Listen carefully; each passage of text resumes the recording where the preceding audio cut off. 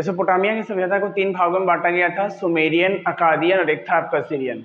तो सुमेरियन हम लोग पढ़ लिए थे। दूसरा हम लोग पढ़ रहे थे अकादियन, जिसका राजधानी बेबीलोन था, तो हम लोग उसको बेबीलोन की सभ्यता भी कहते हैं। तो आज हम लोग बेबीलोनियन सभ्यता का थोड़ा सा हिस्सा पढ़े थे, उसके आगे का हिस्सा अब हम लोग देखते हैं। बेबीलोनियन सभ्यता का स्थापना कौन किया था? बेबीलोनियन जो सभ्यता था उसका स्थापना किया था कीस नगर का राजा, जिसका नाम था सारगन प्रथम। और अरब में जो घुमक्कड़ जाति रहते थे, सेमेटिक जाति के लोग, ये दोनों मिल करके सुमेरियन पर अटैक किए थे। वहां का जो राजा था लूगल जगीसी, उसको हराए थे। और लूगल जगीसी को हराने के बाद इन लोग क्या किया था? अपना शासन स्थापित किया था। तो उसको हराने में किसका हाथ था? कीस नगर के राजा सारगन प्रथम का। सारगन प्रथम था और एक था आपका सेमेटिक जाति। सेमेटिक जाति कहाँ का था? तो अरब प्रदेश का था। ये लोग घुमक्कड़ लोग था। यही दोनों लोग मिल करके अटैक किया था लूगल जगीसी पे, उसको हराया था और फिर क्या किया था? नया सभ्यता का स्थापना किया था, जिसका नाम था अकादियन सभ्यता या फिर बेबीलोन की सभ्यता। तो अब हम लोग बेबीलोन की सभ्यता में आगे देखते हैं। उस लास्ट वाला जो वीडियो था हम लोग उसमें देखे थे कि कैसे सारगन प्रथम लूगल जगीसी को हराया, उसके बाद कौन राजा बना, उसके बाद उसका बेटा राजा बना था। फिर हम लोग देखे थे कि आगे फिर उसके बाद क्या हुआ था? नगर में अराजकता फैल गया था। अब उस अराजकता फैलने के बाद क्या हुआ था? देखिए, जब सारगन प्रथम का जब वंश खत्म हो गया तो अगला जो राजा बना था ना, वो फिर सेमेटिक जाति के लोगों का बना था।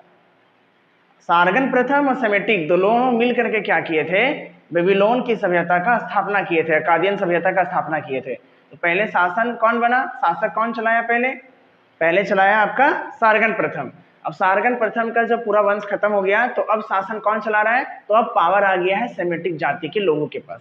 तो आज हम लोग सेमेटिक जाति लोगों का देखेंगे। देखो, इसमें जो राजा बना था ना, उसका नाम था सम्राट हम्मुराबी। क्या नाम था? सम्राट हम्मुराबी।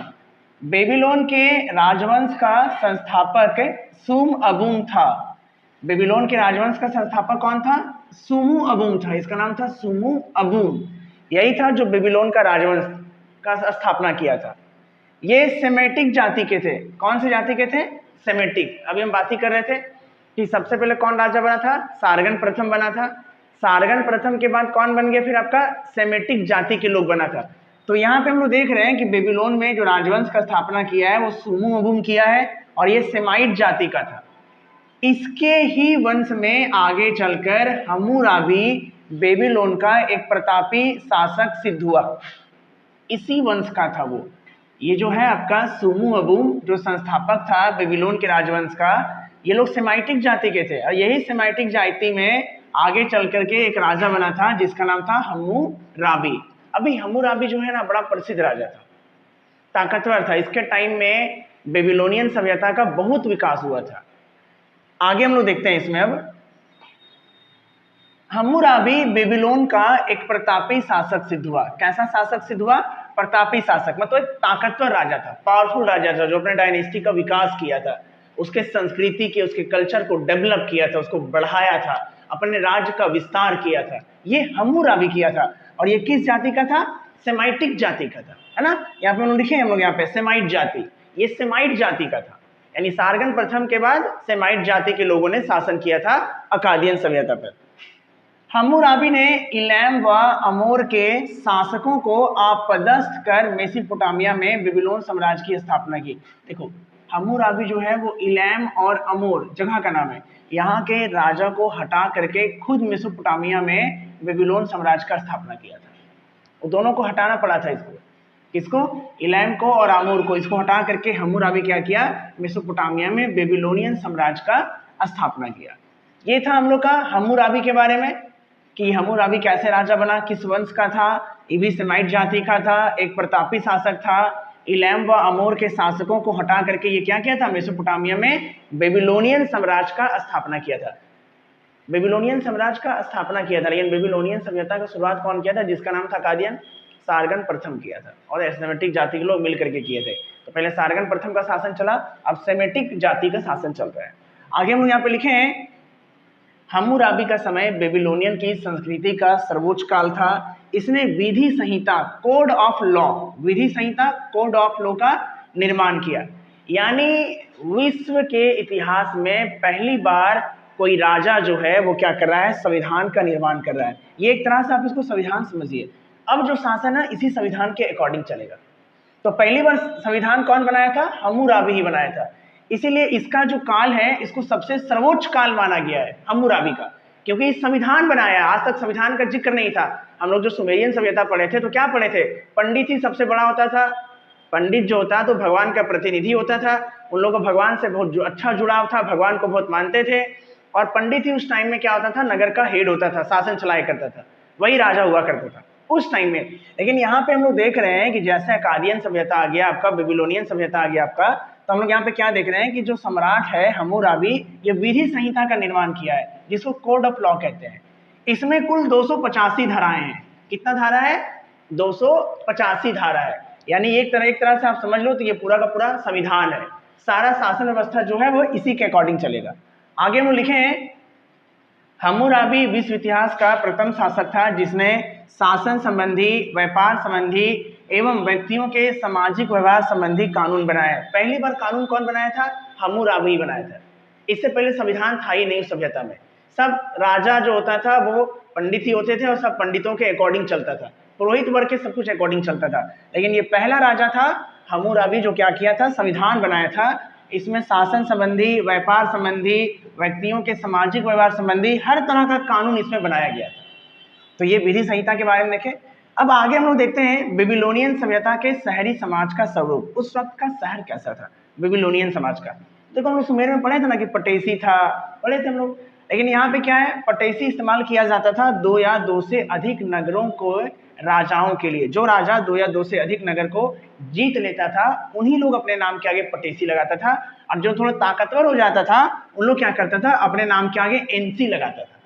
ये पद है, जैसे आपका लूगल, जैसे आपका पटेसी एक पद है ना, वैसे ही एनसी भी क्या है, एक पद है।